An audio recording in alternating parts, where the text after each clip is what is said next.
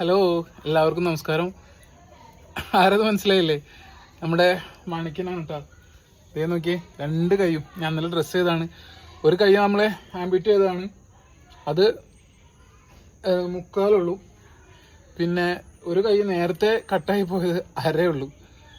അപ്പോൾ മുന്നത്തെ രണ്ട് കൈയും മുക്കാലും അരയായിട്ടുള്ളൂ. അപ്പോൾ ഞാനിത് നിലത്ത് കുത്താതിരിക്കാൻ വേണ്ടിയിട്ട് നല്ല ഫോം വെച്ചിട്ട് പഞ്ഞി കൂടുതൽ വെച്ചിട്ട് ഡ്രസ്സ് ചെയ്തെടുക്കാം. അപ്പോൾ പാവം ആള് അപ്പിടാൻ പോവുക. ഇത് ഇവിടുന്ന് നേരെ അങ്ങോട്ട് പുല്ലിലേക്ക് പോവും. ഇങ്ങനെ താന്നിട്ട് കുത്തി പോവും. സങ്കടം വരും പാവം പോകണുണ്ടായാൽ. ഈ അപ്പിടുമ്പോൾ മൂത്രമൊഴിക്കുമ്പോൾ നമ്മൾ മുൻകാല് കുത്തിയിട്ട് അവരിങ്ങനെ താന്നിരിക്കുമല്ലോ.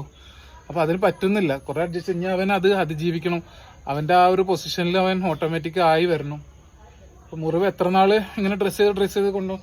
കാരണം ഇത് മറ്റുള്ള മുറിവ് പോലല്ലോ. അവൻ കൈ കുത്തുന്നതുകൊണ്ട് നമ്മളെന്നും ഡ്രസ്സ് ചെയ്ത് കൊണ്ടുപോകണം.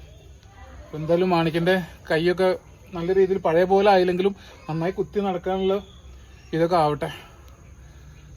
മാണിക്ക അതിജീവിച്ചാണ് കേട്ടോ. ഒരുപാട് വേദനകൾ യാതനകൾ സഹിച്ച് ഇതുവരെ എത്തി.